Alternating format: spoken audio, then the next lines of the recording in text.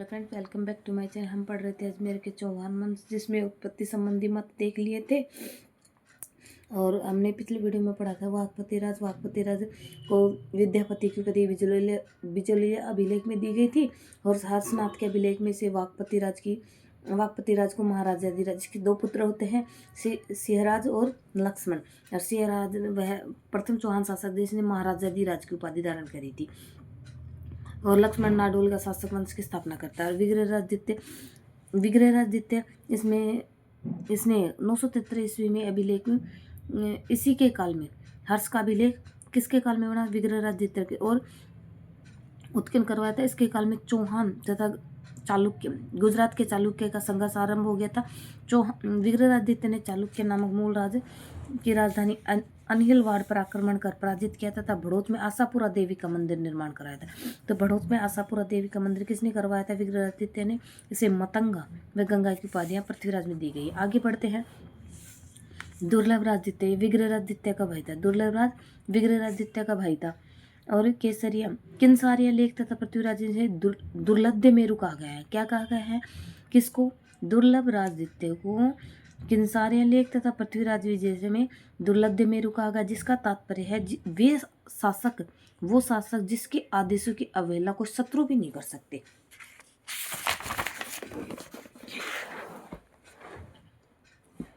अब देखते हैं गोविंदराज तृतीय पृथ्वीराज विजय में इसको क्या कहा गया है? वैरीग्रहट कहा गया है। वैरीग्रहट किसको कहा गया है? गोविंदराज तृतीय को। किस में कहा गया? पृथ्वीराज विजय में। और इसका तात्पर्य है कि शत्रुओं का संहार करने। वैरीग्रहट का मतलब क्या है? शत्रुओं का संहार करने वाला। फरिश्ता ने अपनी पुस्तक तारीख ए फरिश्ता में क्या कहा है? कि शासक ने गजनी से आने वाले मुसलमानों को भारत आने से रोका था। और इसके बाद वाकपति राज द्वितीय, चामुंडराज द्वितीय, दुर्लभराज तृतीय, विग्रहराज तृतीय, विशाला ने शासन किया था। अब पृथ्वीराज प्रथम, इसका काल 1090 से 1110 ईस्वी तक का। पृथ्वीराज प्रथम का काल कहाँ से कहाँ तक है? 1090 से लेके 1110 ईस्वी। यह पहला शासक था जिसने परम भट्टारक महाराजाधिराज परमेश्वर की उपाधि। और चौहानों का प्रथम शासक जिसने सिर्फ ओनली महाराजाधिराज की उपाधि किसने धारण कर दी? सिंहराज ने, जो वाकपति का पुत्र था। और चौहानों का वह शासक जिसने परम भट्टारक महाराजाधिराज परमेश्वर तीनों ही उपाधियां धारण, ये तीनों की मिला के उपाधियां धारण की थी। सोमनाथ मंदिर में जो भोजनशाला है उसका निर्माण किसने कराया था? पृथ्वीराज प्रथम ने। रणथंभौर के जैन मंदिर में स्वर्ण कलश भेंट किया था। और 1105 में 700 चालुक्य और पुष्कर ब्राह्मणों को लूटने के लिए आए थे। 1105 ईस्वी में 700 चालुक्य पुष्कर ब्राह्मणों को लूटने के लिए आए थे, जिन्हें इसको मरवा दिया था। किसने? पृथ्वीराज प्रथम ने।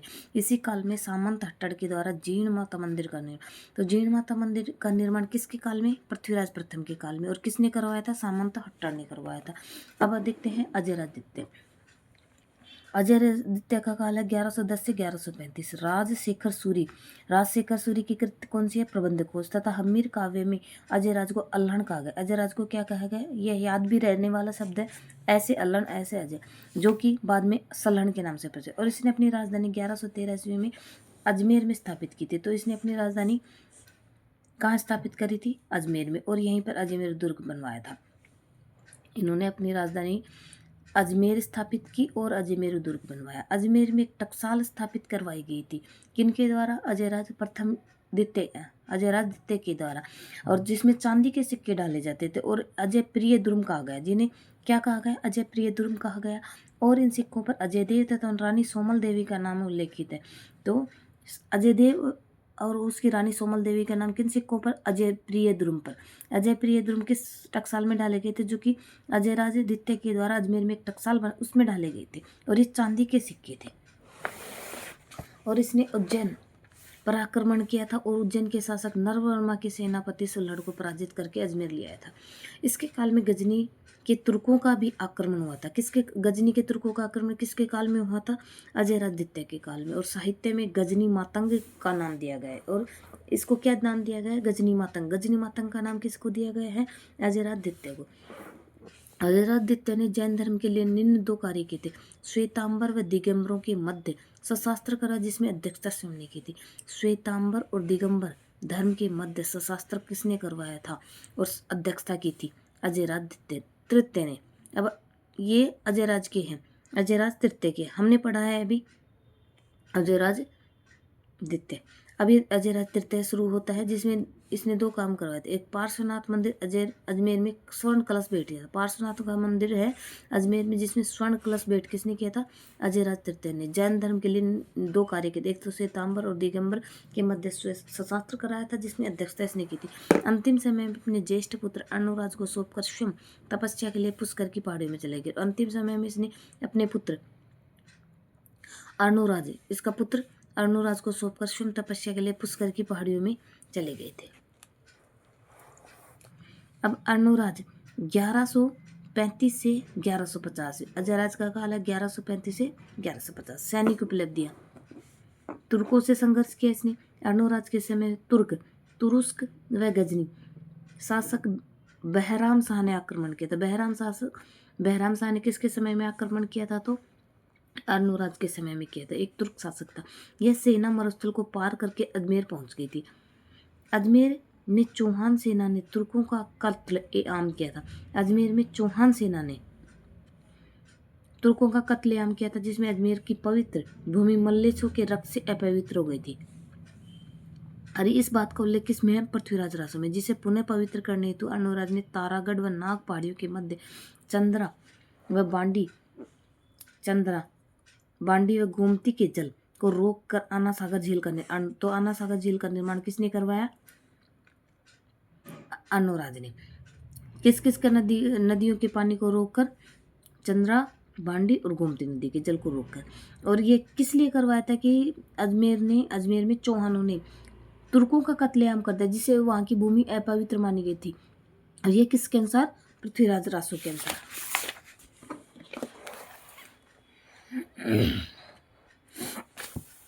चौहान चालुक्य संघर्ष।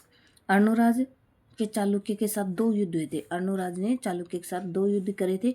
एक तो 1134 में अर्णोराज ने चालुक्य शासक जयसिंह सिद्धराज को पराजित किया, जिसके बाद सिद्धराज की पुत्री कांचन देवी का विवाह अर्णोराज के साथ हुआ था। सिद्धराज की पुत्री थी कांचन देवी, इसका विवाह किसके साथ हुआ था? अर्णोराज के। और 1134 में चालुक्य के शासक जयसिंह सिद्धराज को पराजित किया था। फिर इसकी पुत्री थी कांचन देवी, फिर इसके साथ विवाह हुआ था। और फिर पहला युद्ध होता था 1134 में, दूसरा युद्ध होता है 1145 में। चालुक्य शासक कुमारपाल ने आबू के युद्ध में अर्णोराज को पराजित कर दिया तथा तदुपरांत अर्णोराज की पुत्री जालहन का विवाह कुमारपाल से किया। 1134 में अर्णोराज को किसको पराजित किया था? चालुक्य शासक जयसिंह को, उसकी पुत्री कांचन देवी से विवाह किया। फिर बाद में 1145 में चालुक्य शासक कुमारपाल ने आबू के युद्ध में अर्णोराज को, फिर कुमारपाल के साथ चालुक्य शासक कुमारपाल के साथ युद्ध हुआ और आबू के युद्ध में इसको किस नाम से जाना जाता है? आबू का युद्ध। और अर्णोराज को पराजित करता है जिसकी अर्णोराज की पुत्री होती है जालहन का विवाह किसके साथ किया? फिर कुमारपाल के साथ किया। अन्य संघर्ष देखते, परमार शासक नरवर्मा को पराजित किया। बिजोलिया के लेख में अर्णोराज को कुश वर्णा की उपाधि, तो कुश वर्णा की उपाधि किसे मिली हुई है? बिजोलिया के शिलालेख में अर्णोराज को कुश वर्णा की उपाधि मिली हुई है बिजोलिया शिलालेख के अनुसार। इतिहासकार के अनुसार कुश क्षेत्र कन्नौज को तथा वर्णा क्षेत्र बुलंदशहर को बताया गया। तो अब ये भी प्रश्न बन जाता है कि कुश क्षेत्र से मतलब है कन्नौज और वर्णा क्षेत्र से बुलंदशहर। 1192 के ग्रंथ आवश्यक निरुक्ति में अर्णोराज हेतु महाराजा धीराज परम भट्टारक परमेश्वर श्रीमद विरुद्ध का प्रयोग हुआ है। तो 1192 का एक ग्रंथ है आवश्यक निरुक्ति। तो 1192 का एक ग्रंथ है आवश्यक निरुक्ति। अर्णोराज के लिए कौन सी उपाधि का उल्लेख हुआ? उसमें महाराजा धीराज परम भट्टारक परमेश्वर श्रीमद विरुद्ध का प्रयोग हुआ है। अब इसके सांस्कृतिक उपलब्धि। अर्णोराज शैव मत का अनुयायी था, उसके बावजूद भी इन्होंने वैष्णव व जैन धर्म के लिए भी कार्य किए थे जो इस प्रकार है। वैष्णव के लिए पुष्कर में वराह मंदिर का निर्माण किया। यह किसका अनुयायी था? अर्णोराज शैव मत का अनुयायी था, लेकिन इसने वैष्णव और जैन धर्म के लिए भी कार्य किए थे। पुष्कर में वराह मंदिर का निर्माण करवाया जहांगीर ने सिद्धस्त कर दिया था। पुष्कर में वराह मंदिर का निर्माण अर्णोराज ने करवाया था, वैष्णवों के लिए करवाया था और जहांगीर ने सिद्धस्त किया। और जैनों के लिए जैन मुनियों को भूमिदान की व जैन धर्मावलंबियों देवघोष व धर्मघोष को दरबार में शरण की थी। तो देवघोष व धर्मघोष किसके दरबार में थे? अर्णोराज के दरबार। देवघोष और धर्मघोष, ये कौन थे? जैन मुनि थे। नेक्स्ट वीडियो में इसके शासन की समाप्ति से संबंधित आगे पढ़ेंगे हम। चौहान वंश का ही चल रहा है ये सब। अगर आपको वीडियो पसंद आता है तो लाइक से सब्सक्राइब जरूर करें, कमेंट करना बिल्कुल भी ना भूलें। वीडियो देखने के लिए आपको बहुत बहुत धन्यवाद।